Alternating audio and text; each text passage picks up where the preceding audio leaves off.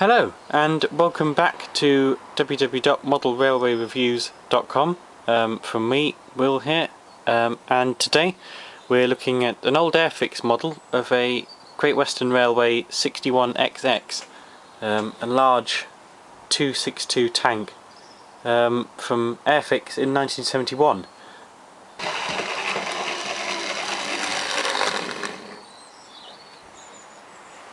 So, before we begin looking at the detail in other areas of the model, I have a bit of the background behind the class when it was in service.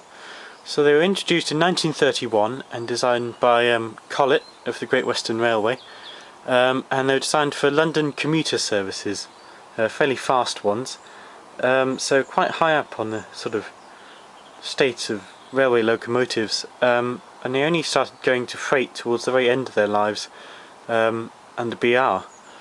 And there's one preserved, which there's a picture of here, that I took at Didcot Railway Centre.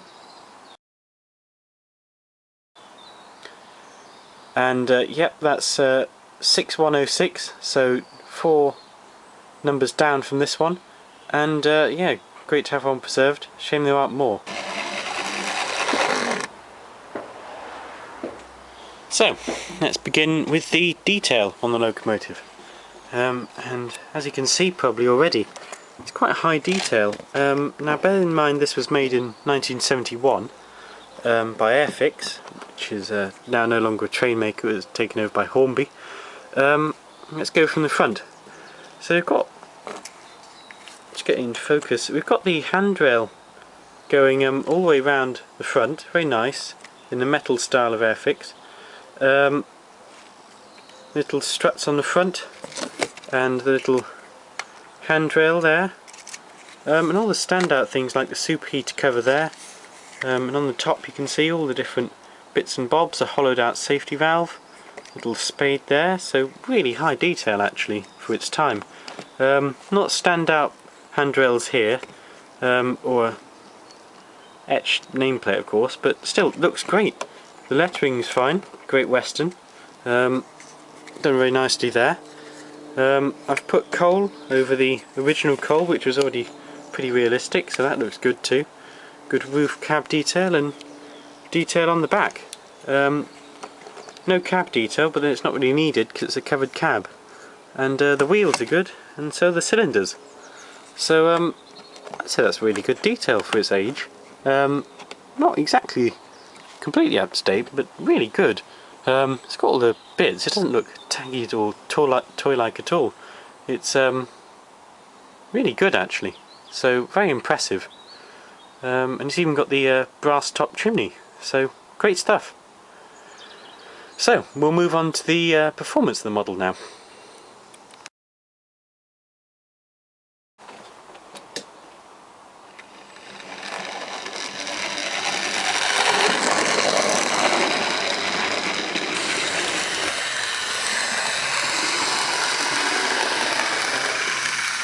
As you can see there, that's really quite impressive performance. That's quite a low speed, that's just over 12 o'clock, about 1 o'clock on the controller, and running really smoothly. It's worth noting that you need to do quite a bit of maintenance to this model, you know, keep the wheels clean, and occasionally clean the carbon brushes and oil the bearings inside, which I'll show you in a moment. But it offers, you know, really good performance for that, especially for its age. So there it goes. Bit noisy, but nice and characterful. So let's do the main tests of model railway reviews. So we'll do we've done the smoothness and general performance. So we'll do gradients, pulling power, reversing, and point work. So first up, we'll go with the gradients. So I'll just set him off.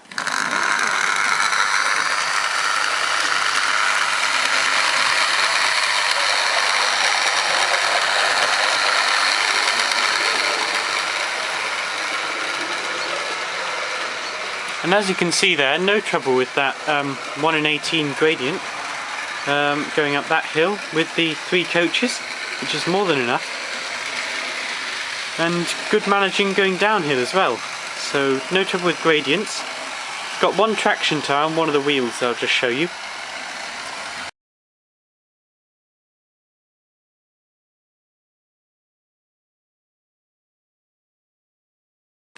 And now with 5 coaches on.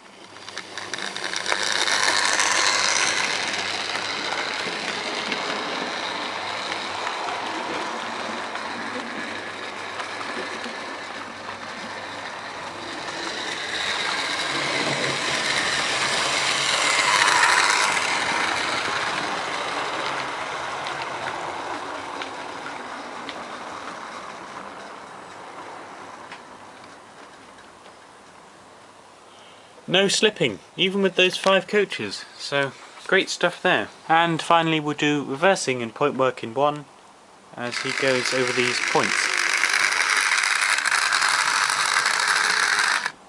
Here we are, those were Hornby second radius points, and no stalling. There's occasional stalling with this model, but only the back wheel came off, but it soon rights itself. So yeah, generally quite good over points. Not so good on slow speed, but once it gets going, fantastic.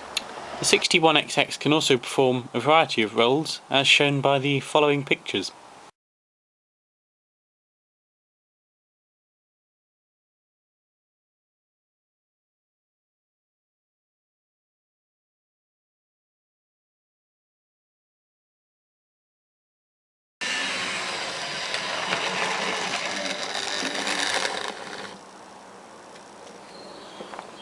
So, good detail, good performance, a few areas, but yeah, overall really good on those areas. So, worth looking at the price as well. Now, nowadays, for these older Airfix models, I've looked about, and roughly I can find them for about £20 to £40 second hand. I don't know about boxed ones, they'll be worth more I suppose.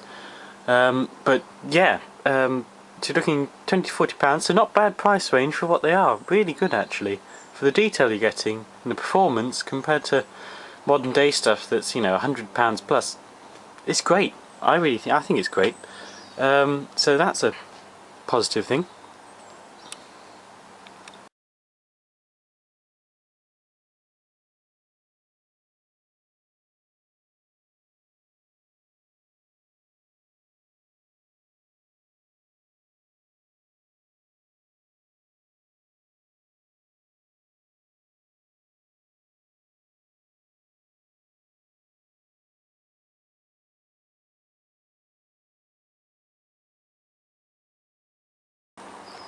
So that brings this review to a close. I hope it's been useful to you, in case you're looking for one of these or just for interest's sake.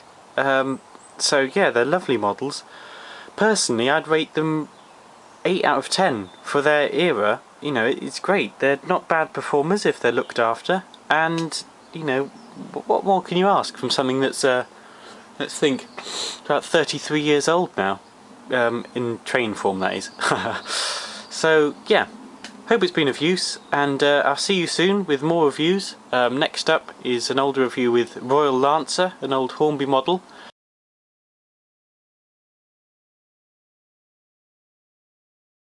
So yeah, see you then. Until then, bye from me, Will, at Model Railway Reviews. Bye!